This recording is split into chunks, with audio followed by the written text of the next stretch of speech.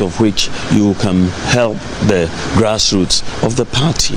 If you don't have data on the welfare issues facing various delegates, then how do you help them?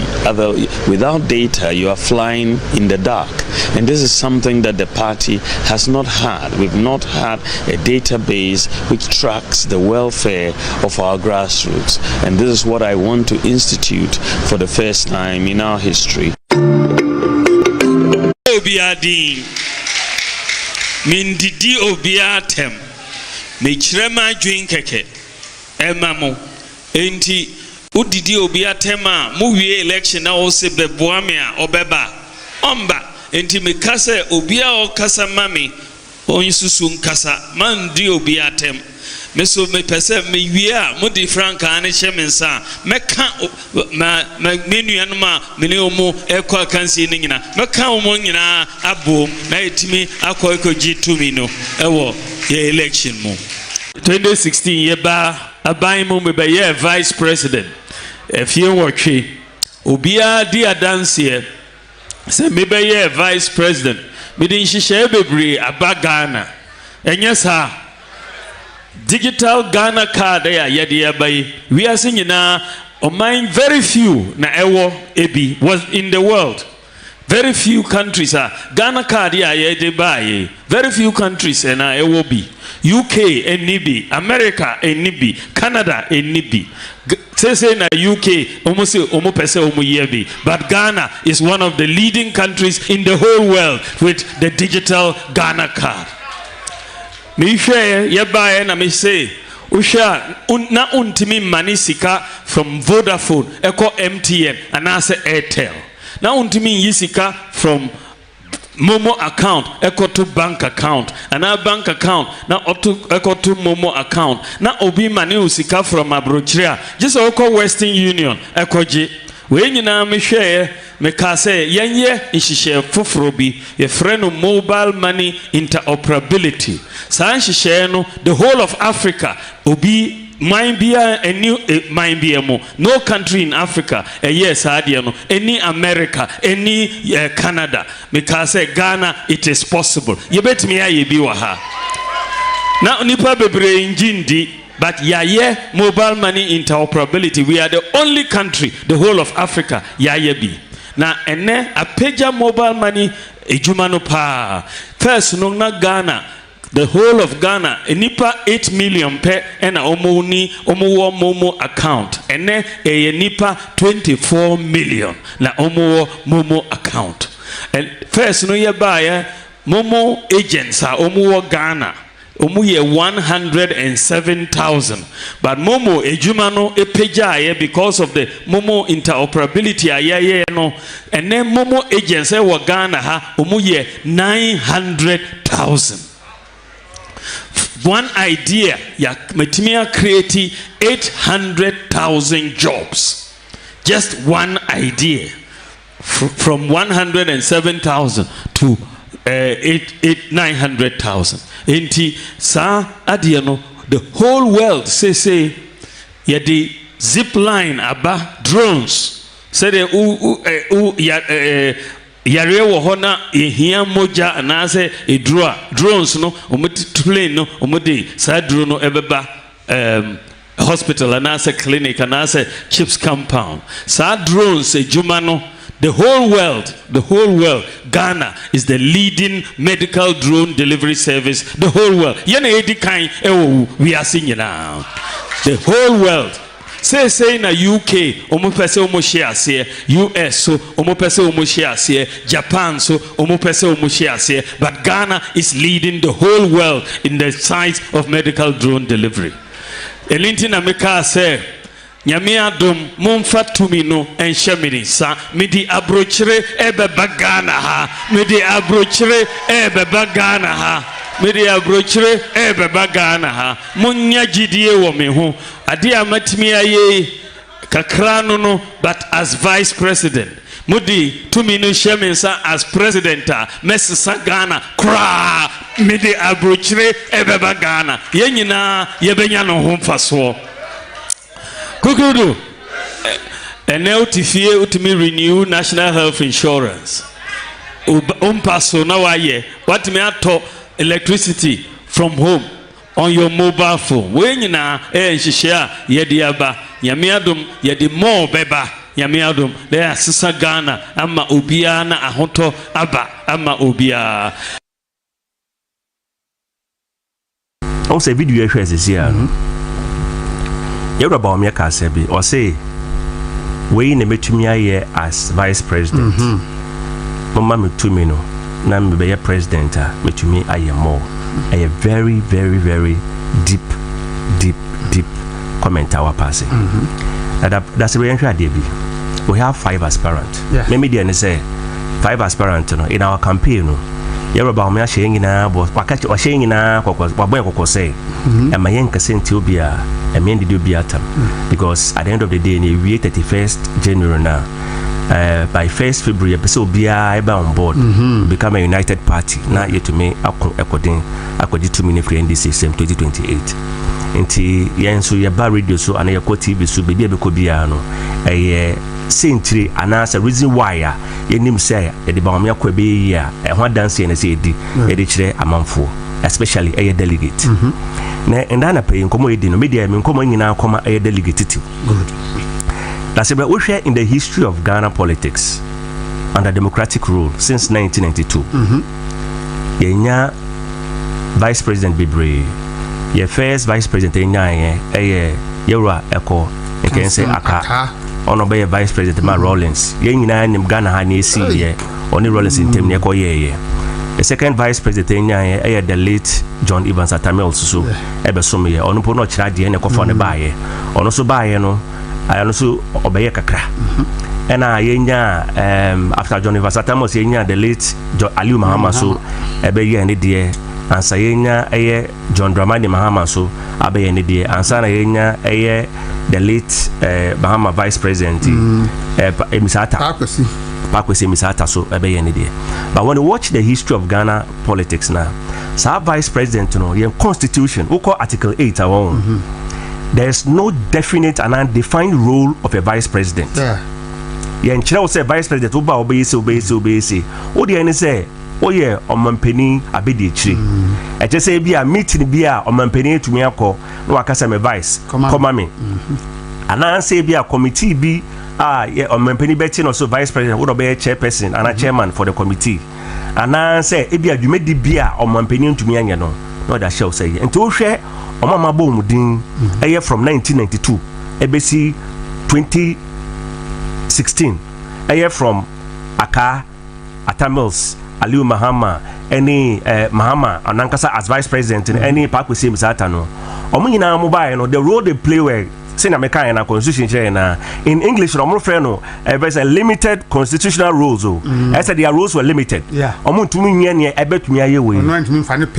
the first vice president to change the narrative in Ghana here, and then among for Bibrintia says Adentina you feel say among the 5 people no bawumia said deneko reason ni yenina nim say bawumia 2007 2018 e kofa ne baye yes obaye no so no wa kire ne bobie pa say nyame adi bibia hyenemu o bibia opeso oye odeboa eye NPP as a party o bibia opeso oye odeboa eye omangana entino yemfa to meninshedinsa entino ye kan say only the first person obedi vice president what to me it changing the narrative. I say from moving it from a vice president boko meeting ama president keke and I say bia how will be banwe koshomo airport and I say bia omampeni so to me and corner boko ama no debi. He has been able to change the narrative, making it the position he has raised the bar. And at the bar now reason no ademi no first na hom brasie ahom fama senia awesome omampeni dada akufoado senia odo no ho ema no say dwumedie wa kire say betumi aye bibisi media abo omampeni no era omampeni na nado man sa akonya no as vice president otumi ye nema bebre yengina me know that we all know the contributions of His Excellency the former vice president bawumia e Ghana dwumedi bebre a wedi enti sa dwumedi a wedi no ana ye hu say as vice president imbono hwe ne awatumi aye as vice president to and you want a 2 minute show so when you that's bre. Yes, it is true. He was chairman for the EMT, Economic Management Team. Don't say a management team Subiu Yakase on your chairman and they report to cabinet. Omono they send their recommendations, their proposals to cabinet. Implementation does not lie with them. You say when it comes to even an institution, we have the board, we have the management team. The board does not get involved in the operations of the management team. Operations in management management in Ghana here can finance ministry, Bank of Ghana near Diano. Omono recommendations no omo de call. But say memoir at that time no he's a vice president. He cannot force, he cannot fight. In fact, he's been one of the most fantastic vice presidents. He never had any issue with the former president. I know the end of your son because on him say the bedroom me share ejumano me yenia yama me se menye ahonde metumi me ye na nyame adom na se tumi be share me sa asomampania. There are decisions I can take as the head of the state to change the fortunes of this country. And now I say video na hwe na say mama konwa no na me de abrochire ebeba Ghana that time ne kire say na 2 minutes nsa look at the initiatives sa zipline drone or kan ho asam even baako anemi say obeka ho asam sa district road improvement program no drip and that drip hwedwuma e create o Ghana and this year member buy no and there omo drip national coordinator omo sa so drip regional coordinator omo drip district coordinator say abua manfo yin adwuma apart from manfo abua mono so abua eye ya ti maintain man say na ya akonwa ni ade no. These are initiatives that we are talking about. Some mobile money interoperability no kan ho asam no. Look, all can 2007 na agent say na 107 moving it from 2017 to 2024 no over 900 people. It means an increase of 800,000 people have been added. These are jobs that are being created. So what you say, but these are initiatives.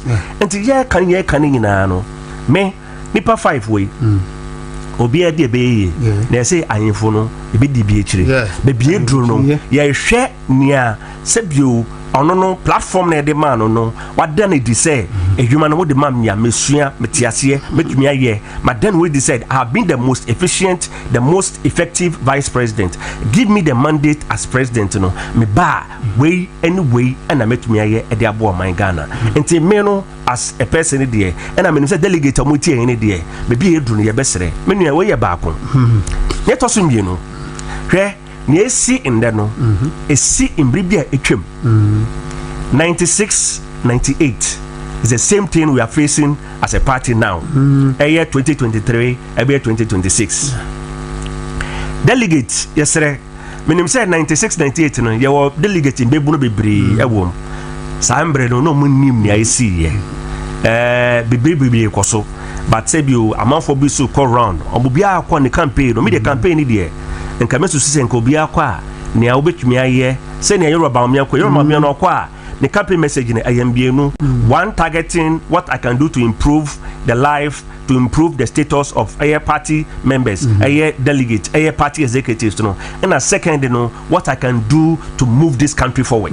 Ono ni message no nto ono kwa okan ade a odeba boa party for na oba asamompania ade a obeye so ade aboa eye oman Ghana enti ye ka 96-98 na mero dasebe hwe ye ko 1992 ye ko yi ejuboahin asama obi na me kan say Yoruba bawumia de ne ko baako say afana nko biwa enye news because e bie sida ye besere e bie sida ni asekire ho anase nkiremu ho. The year 1992, that was the first democratic election we are going to have in this country. A year NPP, yeah the Ora, a Professor Dubois in the Dubai, and a NDC that time also no, a year Rollins. Now, say election it was Progressive Alliance versus NPP. So Progressive Alliance, na party miensa, na NDC. NCP, Yoraka, and every Ghanaian living everywhere. So 3 parties, no, Egal, or Macoma boom against NPP. Yakos, I can see no. Yeah, the Professor Dubois in a buy. Now, Yakwa can see no. It is true. Professor Dubois against 3 political parties, no, on 30%. Now, when him say election, election beer, you know, there were so many. Complaints coming from the NPP, which were really true, because at time near to a bar. ballot box no na ye opaque and the paper to mu a wo gira abonte ohun ne dia tum. Secondly, voters ID card no so no ni picture was so na only thumbprint pen na was so. And thirdly no so no because of thumbprint no ye to aba no ye nyina nim say K2 South Togo for na no Togo for no bebre na ba beto aba e Ghana ha. So we complained about this and we made a case. That is one of the things that Professor Dubois in making here that brought in the book not try no the stolen verdict no but it brought a lot of electoral reforms. First you change the ballot paper ballot box no from opaque to transparent and a ballot voters ID card no so no the picture tag so only black and white. Then we were supposed to go for 6 elections. Now as a MPP you call presidential primaries. Yara Professor Dubois ebaye ebeka nasam delegate tie that times you Kufo Jorajekum Kufo abrente bema tintin oba any message the dead o can say bibri say me ba me yesi na delegate etie aye Kufo asam no mo yi Professor Dubois esi nchen 96 yedi Professor yedi Kufo koye yedi Kufo koye no the intent in fact the brain was we're going to win the election because Kufo kan you know and delegate felt say Ghana for abrero lenti say we dey Kufo kwa dey say dey waka nsabe dey ko be win election ye ko ye no we could win the election Kufo anya 39% but woni am na yesere bom anya say yesere mpo keke ne we won say sa 96 election no ye as MPP I won't say 1992 NDC aye alliance different progressive alliance but 1996 the MPP and aye alliance different the Great Alliance. And Tieno Kufo was the flag bearer. And Akana no vice president Ma Rollins no. Ebe Kufo running mate. Because no any alliance any CP before in alliance against the NDC. So the intent was Great Alliance versus NDC were going to win. But we lost the election with 39%. Yeko 1998 primary Sunyani. Because I delegated on moto 1996 delegate no ya san to amba change omo ye do mo an because of time no na etia ye do mo an 1998 election no na this delegate no 1998 election but 1998 presidential primaries no it was a very tough contest. So Kaya and some baby crap JH Mesa, you rather not do no mujrim, na had pa. So people were thinking, say, delegate were going to change Kufo, said they would change it Dubois. Not delegate Nancy Fuka say. Ye change it Dubois no, it was a mistake we did because the Dubois in 96 can winning election. Because Dubois born homewarding among the rigging and all those things, you know, she vote on ya. And I feel way there, say Bechi John Adekum Kufo pa de lalai among for can send be brave, you rather not do Omukamu sem de, you rather JH can sem de, Obia can be to Miaka. Delegates there be, we are not going to change John Adekum Kufo. Now the year Kufo didn't call here, and they may win elections the year 2000 for the first time an MPP about power. In a democratic rule. Into a best delegate. Near seeing the no, a BSc pen. 96, Omomoto about a changing candidate. No, they regretted their action. Omunya Yan Common changing, and they make sure, say, 98 Omunya Sakunyano, they gave the opportunity to the person, and the person won power for us. Near can they say, here as a party, no, you're a bawumia, was some party, no, as running mate, as vice president. Was party no, party no. In governance, he has been able to prove himself as a very effective person. About my Dabwa or my Ghana as party people. The next election day in him no, he call election the NDC they have no option. The same thing I call 98 primary 2000 elections no. The NDC had no option. They brought a new candidate because at time Rollins away. Until Atamas nearby. Until yes we no. The NDC dada.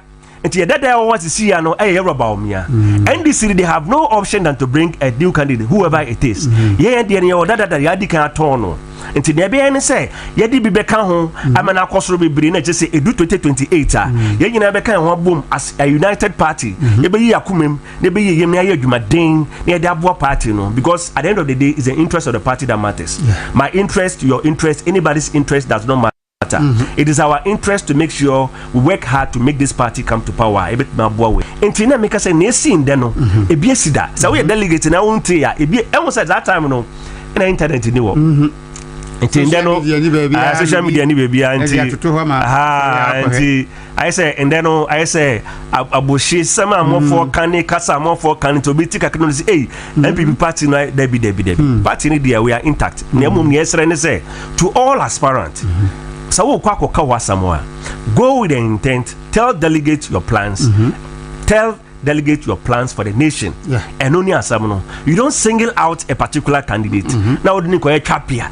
Ako kan wasam eko di sam ako kan sambia sebio enya because I know the day we are yen na beka ho bom.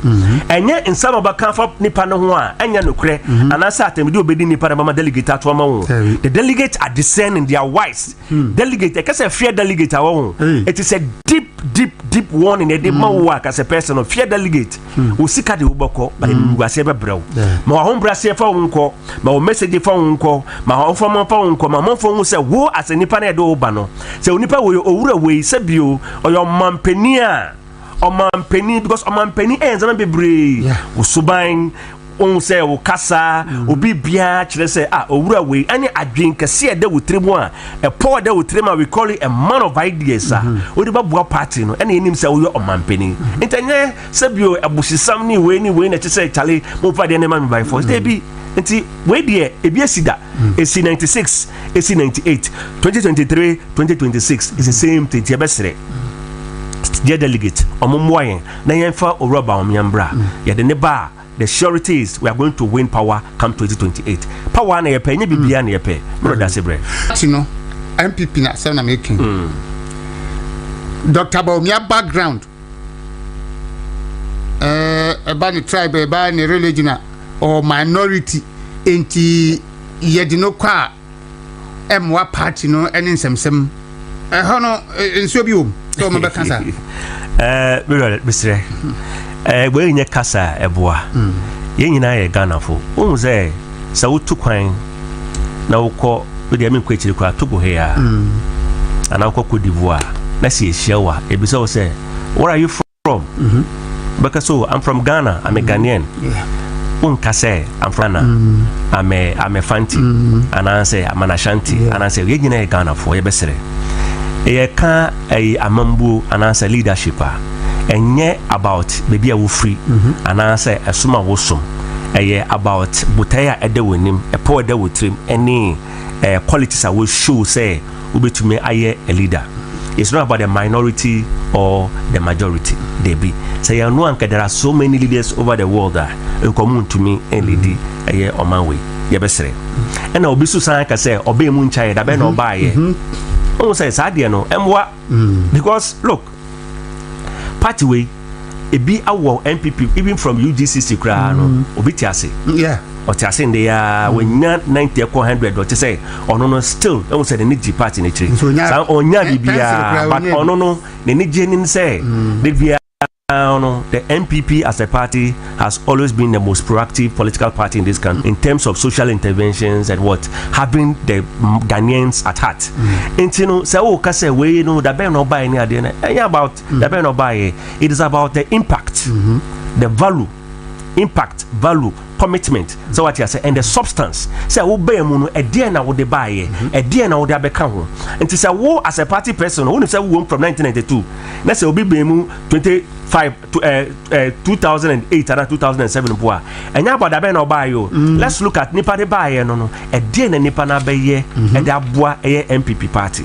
It is a kasa we dey say nipa na say minority and I say the tribe and I say the religion there be hwe se kan the religion someone Nyankopon oka asem bi o say obo nipa te say onu ewrade meseso nti se wo Christian in the wo kwa sorry wo kwa kwotena sorry fie na ya bompa ya yen kan wo say yen nyina no Nyankopon obo yen se meseso untumi nyenyimu as nipa enkasa wo free hanti wo kan ho de bi enye nyamesom ni se obeji ne nyame abo o wiase nyina aja tum se nyame obo ade ne bo yen nti wo nua eye wo nua o se ne wanya ma wo nua wanya ma me urade nti hu se wuti asase so because of politics nti obekasa we free ha de bi o ye Ghana for so far as a nipa no ya ja tum se oye Ghana ne nko ade na se bi na adwumi da ho nko ade na se bi o wanya mfia constitution of Ghana or say 40 years and above would be contesting there.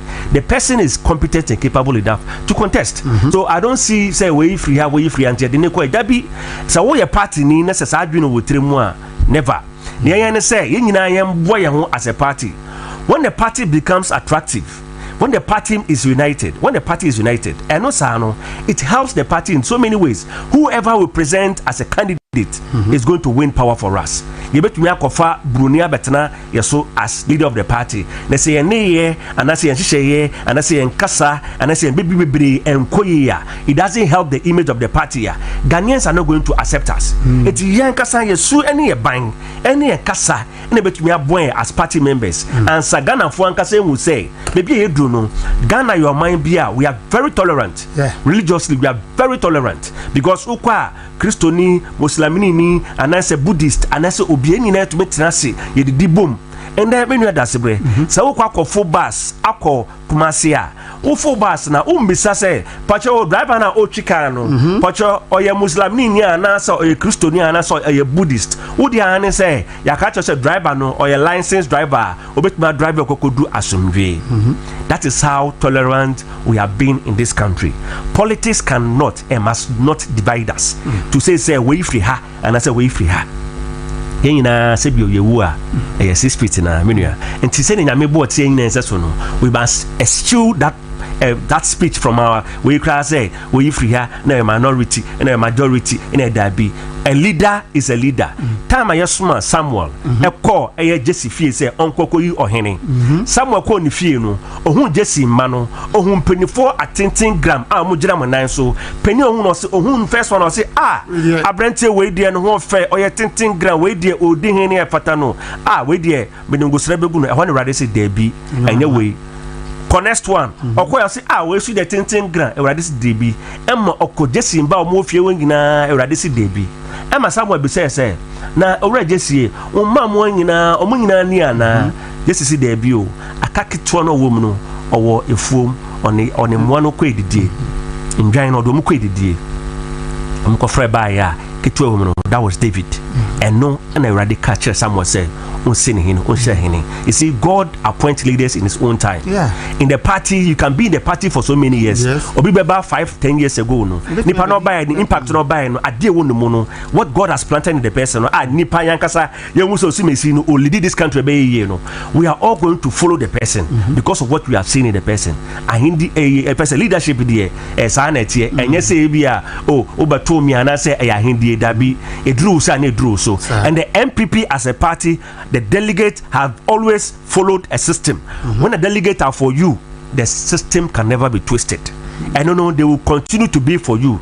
Because they have already seen in you whatever they have seen in you. And no, I'm one constituency. Police station executive, mommy be frame me. Not saying they in birthday. Auntie Philo, me happy birthday. Oh, now you picture mommy. Happy birthday. And there's 61st birthday. Oh, nice. Or frame me didn't come on and so. Mommy in election, you're gonna say.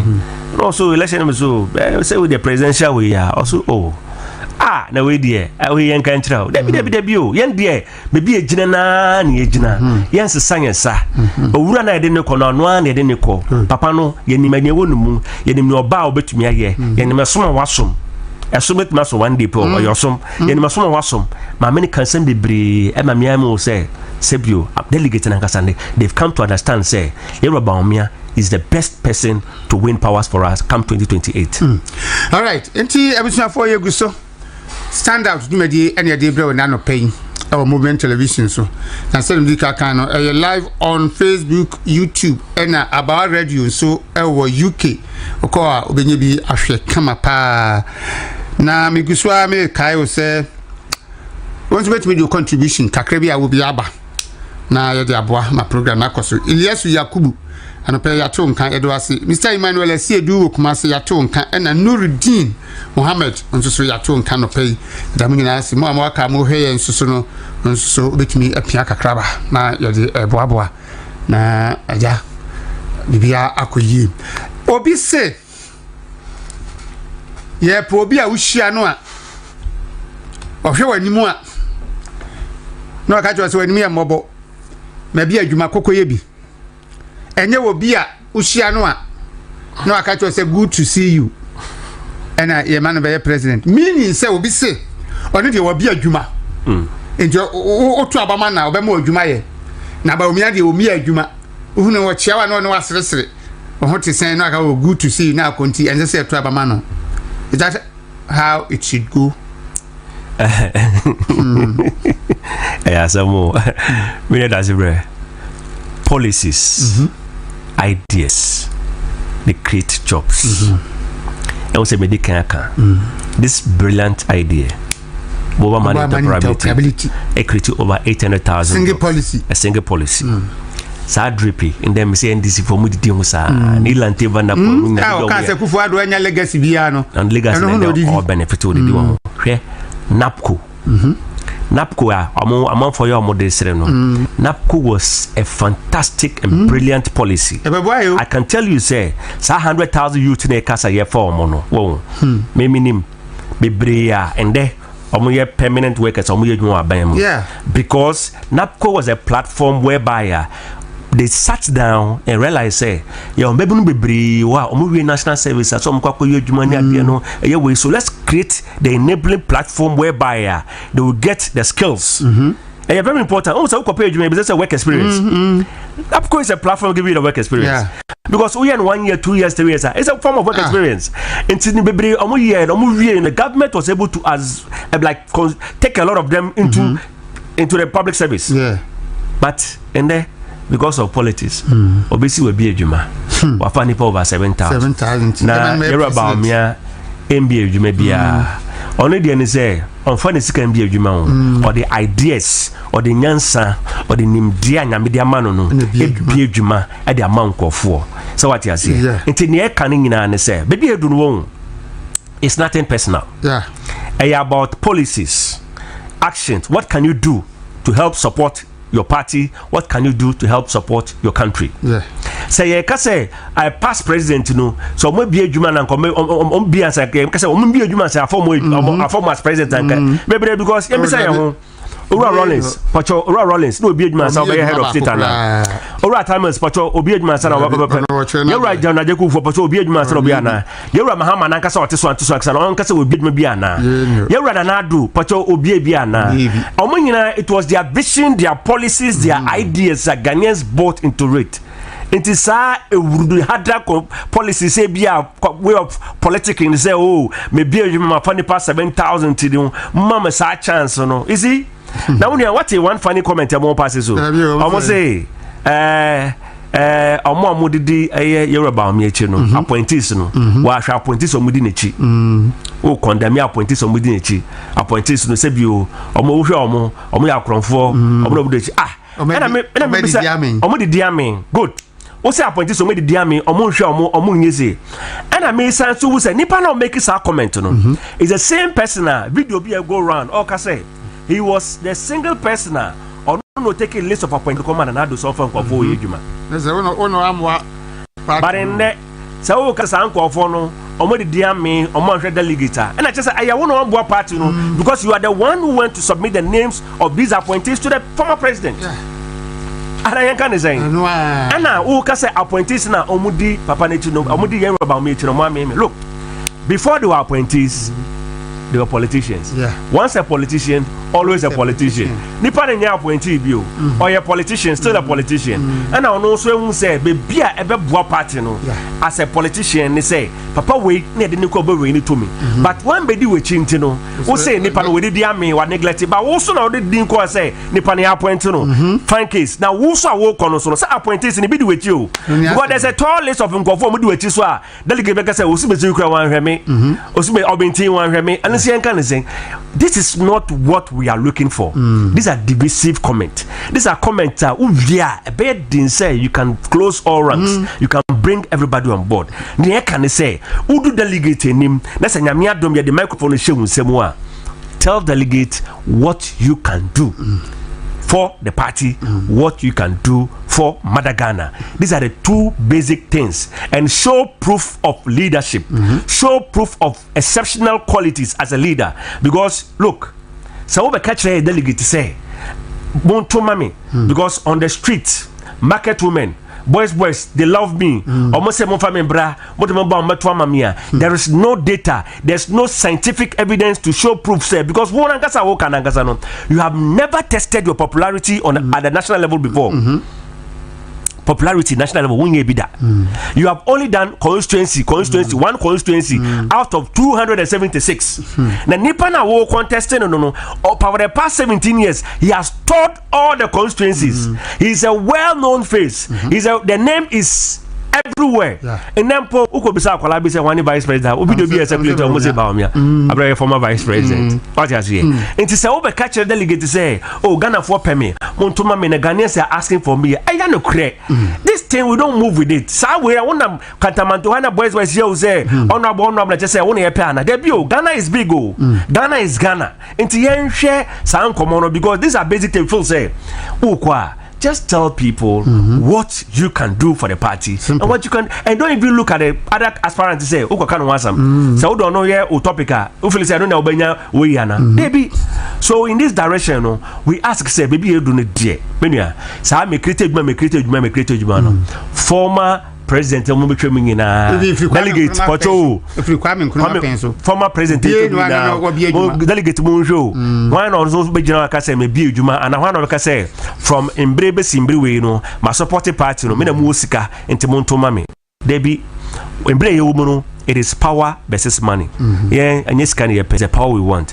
The power is what we are going to we use to transform this country because transformational policies and a transformational achievement of bawumia, it is their blueprint into Mr.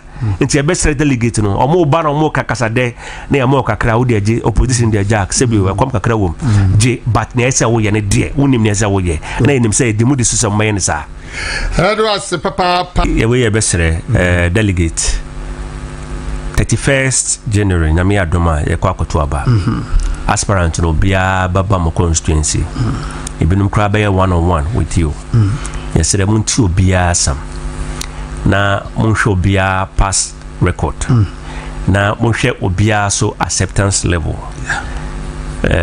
and therefore because we do there I say gidi kakra but I'm saying for the past 1 week 2 weeks no there and what you kakra yeah bon pa say na do frɛ mo no and very was show leadership power ya there papa there bia as a leader there then as a pa enti your best delegate omo ba wa obi odi kasefia na say kasebia enye ana say the message of the buyer no it is targeted at one particular person no musini who mompamo no enye we na ehwehwe yepe inkabum as a party because without unity after this presidential primaries it will be difficult for us to win the election.